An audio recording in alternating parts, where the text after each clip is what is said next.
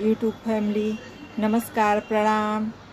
Video को पूरा देखिए। आज मैं 17 जुलाई देवसैनी एकादशी का कथा प्रारंभ कर रही हूँ, तो आप लोग सुनिएगा। और वीडियो देवसैनी एकादशी का 17 जुलाई को है। 17 जुलाई बुधवार को है, शुक्ल पक्ष की देवसैनी एकादशी। उसका मैं कथा प्रारंभ कर रही हूँ। आप लोग वीडियो को देखिए और सुनिए। धर्मराज युधिष्ठिर बोले कि हे भगवान, आषाढ़ मास शुक्ल पक्ष की एकादशी का क्या नाम है और उस दिन कौन से व्रत, कौन से देवता की पूजा होती है तथा उसकी विधि क्या है, सो सब विस्तार पूर्वक कहिए। श्री कृष्ण भगवान बोले, हे राजन, एक समय नारद जी ने ब्रह्मा जी से यही प्रश्न पूछा था। तब ब्रह्मा जी बोले, नारद, तुमने कलयुगी जीवों के उद्धार के लिए सबसे उत्तम प्रश्न किया है, क्योंकि एकादशी का व्रत सब व्रतों में श्रेष्ठ है। इसके व्रत से समस्त पाप नष्ट हो जाते हैं। इस एकादशी का नाम पद्मा है। इसके व्रत करने से विष्णु भगवान प्रसन्न होते हैं। मैं यहाँ एक पौराणिक कथा कहता हूँ, ध्यानपूर्वक सुनो। सूर्यवंशी मानधाता का नाम एक राजा था। वह सत्यवादी, महान और प्रतापी और चक्रवर्ती था। वह अपनी प्रजा को पुत्र की तरह पालन करता था। इसकी समस्त प्रजा धन धान्य से परिपूर्ण थी, सदैव सुखपूर्वक रहती थी। उसके राज्य में कभी अकाल नहीं पड़ता था। एक समय राजा के राज्य में 3 वर्ष जल न बरसा।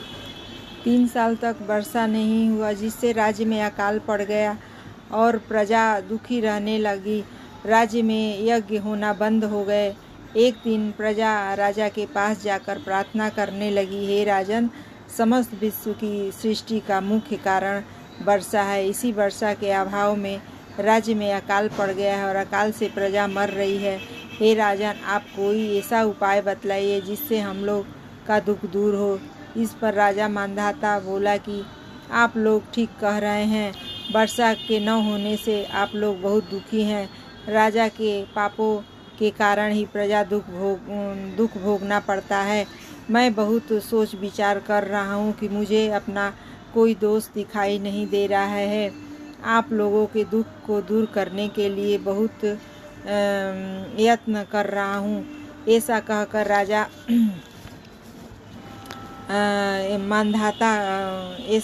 राजा मानधाता भगवान की पूजा कर कुछ मुख्य आदमियों को साथ लेकर वन को चल दिया। वहाँ पर ऋषि मुनि के आश्रम में घूमते घूमते अंत में प्रजा के पुत्र अंगिरा ऋषि के आश्रम पर पहुँचा। उस स्थान पर राजा रथ से उतरा और आश्रम में आया। वहाँ मुनि अभी नित्य कर्म ही कर रहे थे। नित्य कर्म से निवृत्त हुए थे। राजा के उनके सम्मुख प्रणाम किया और मुनि ने उनको आशीर्वाद दिया। फिर राजा से बोले, हे राजन, आप कुशल पूर्वक हैं तथा आपकी प्रजा की कुशल पूर्वक होगी। आप इस स्थान पर कैसे पधारे हैं, सो कहिए। राजा बोले कि हे महर्षि, मेरे राज्य में 3 वर्ष से वर्षा नहीं हो रही, इससे अकाल पड़ गया है और प्रजा दुख भोग रही है। राजा के पापों के प्रभाव से ही प्रजा को कष्ट मिलता है। ऐसा शास्त्रों में लिखा है।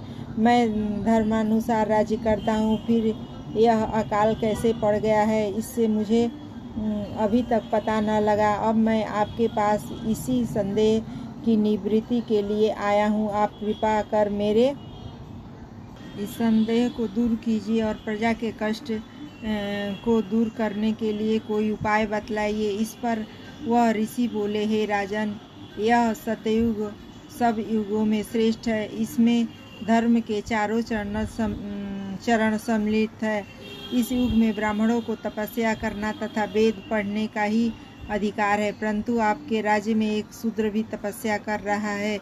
इसी दोष के कारण आपके राज्य में वर्षा नहीं हो रही है। यदि आप प्रजा का भला चाहते हैं तो उस शूद्र को मार दीजिए। इस पर राजा बोले, हे मुनीश्वर, मैं उस निरपराध को तपस्या करने वाले शूद्र को नहीं मार सकता। आप इस दोष से छूटने का कोई अन्य उपाय बतलाइए। तब ऋषि बोले, हे राजन, यदि तुम ऐसा ही चाहते हो तो आषाढ़ मास के शुक्ल पक्ष की पद्मा नाम की एकादशी का विधि पूर्वक व्रत करो। इस व्रत के प्रभाव से तुम्हारे राज्य में वर्षा होगी और प्रजा सुख पाएगी, क्योंकि इस एकादशी का व्रत सब सिद्धियों को देने वाला है और उपद्रव को शांत करने वाला। मुनि के इन वचनों को सुनकर राजा अपने नगर को वापस आया और विधि पूर्वक पद्मा एकादशी का व्रत किया। उस व्रत के प्रभाव से राज्य में वर्षा हुई और मनुष्यों को सुख पहुंचा।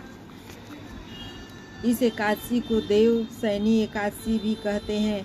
इस व्रत के करने से विष्णु भगवान प्रसन्न होते हैं और इसके बाद चातुर्मास शुरू हो जाता है।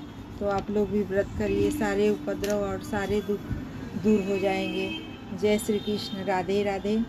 वीडियो को लाइक और सब्सक्राइब और कमेंट कीजिए और जय श्री कृष्ण, राधे राधे। फिर से मैं बोल रही हूँ और कथा को ज़रूर से सुनिए आप लोग।